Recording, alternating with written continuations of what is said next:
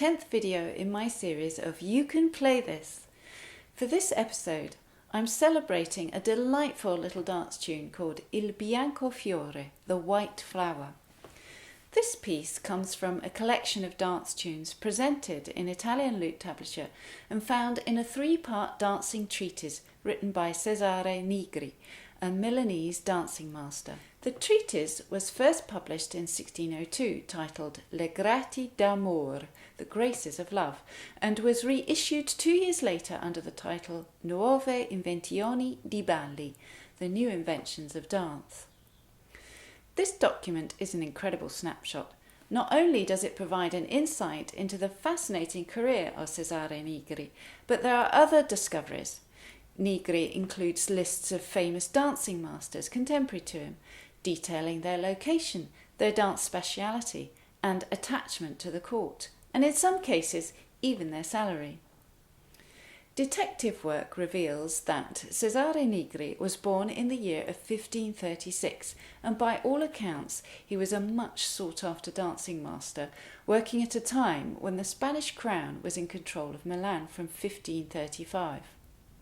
Indeed, the treatise is dedicated to Philip III of Spain and other patrons, of whom there were many. This was a great time for the arts, as money from Spain flooded into the Milanese courts. Nigri also outlines his duties to his patrons, which included elaborate dance sequences for prestigious events. He would stage productions for royalty as well as entertainment for political conferences. The most astonishing account is an incredibly detailed list of 25 dancers, all dressed as allegorical figures, who took part in a masque, or mascherata as it's called in the treatise. Nigri had the responsibility of producing, choreographing and directing this event in honour of Don Juan of Austria in 1574. Firstly, there came 5 trumpets dressed in ancient costume, with hats and plumes conforming to the colours of the Serene Highness. Then came one dressed superbly by Gratiano. Behind him came Pan, the god of shepherds, with panpipes in his hand. The event must have been a spectacle with no expense spared. The second section of this treatise outlines rules for dancing, with specific dance steps, posture, carriage, and even includes comportment for men, specifically for those sporting capes, swords, and caps. I have to share one particular dance step that caught my eye, called Salto de Fiocco, the jump of the tassel. This is an almost acrobatic movement performed in complex galliards where men would show off their strength with energetic jumps. To practice, a tassel would be hung at a certain height and the dancer would jump in the air and kick it from various angles and spins. Nigri details 16 different rule variants for this dance step alone.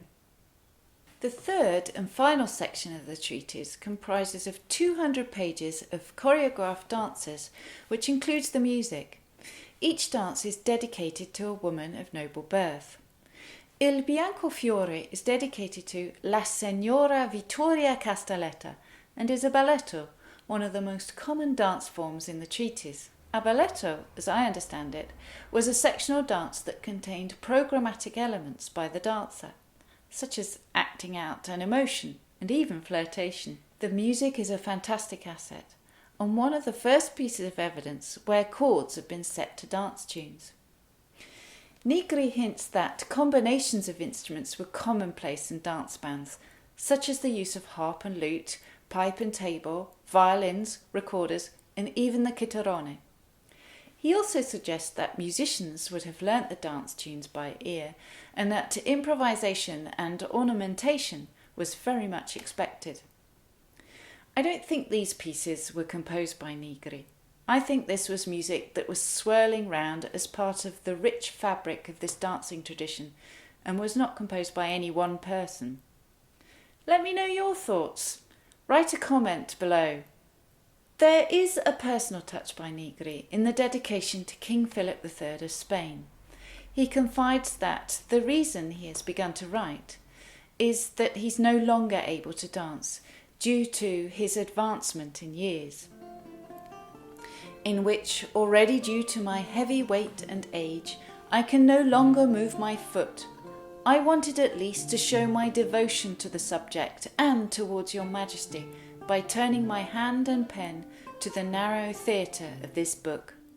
His feet can no longer spring lightly upon the theatre boards, and that in his old age he is content to write within the pages of his book, where now only his pen can dance freely. You can download a unique copy of this music with my personal annotations by following the link below. Copies in French and Italian tablature are also available. So here it is, Il Bianco Fiore. Don't forget to check out my top Luteweb tips after this.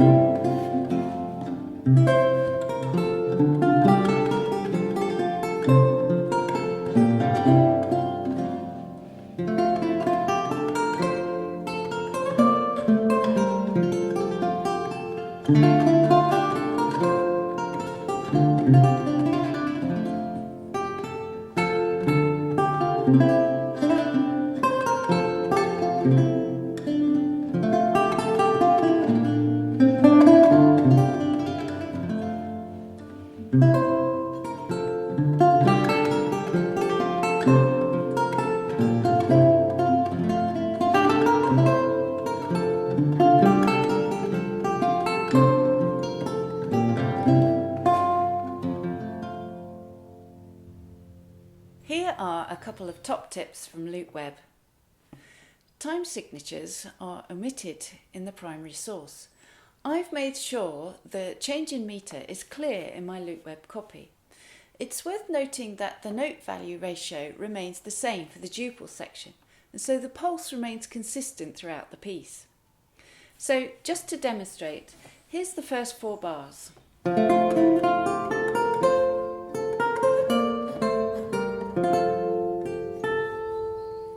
Crotchet pulse continues for the C section.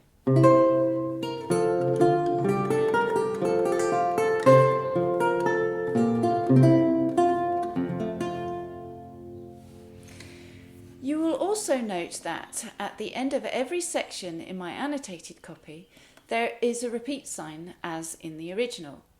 In the performance just heard, the structure I have chosen to present is in A-B-C-C form, repeating the 3rd section only to balance the composition.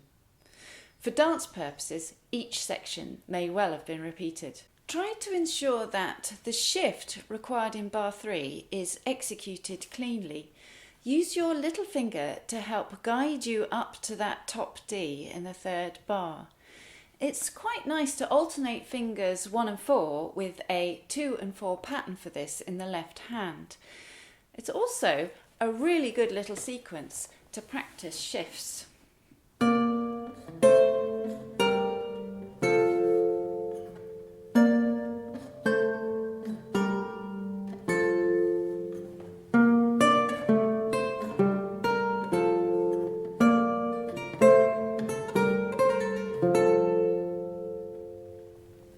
On the second time of playing this piece in full, I add ornamentation. As mentioned previously, ornamentation or some kind of improvisation around the harmonic structure would have been expected.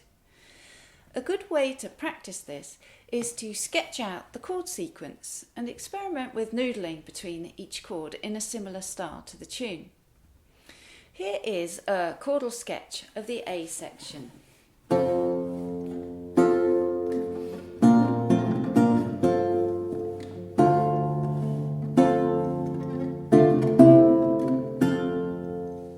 Example of me just noodling around on that chordal sketch.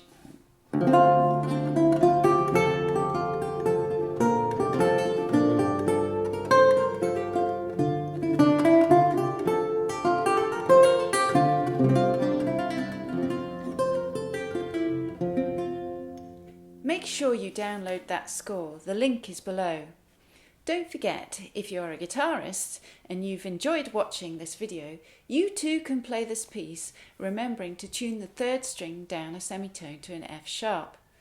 Put a capo on the 3rd fret and you'll be at the same pitch as this version. Thanks for watching, and don't forget to subscribe. Happy lute playing.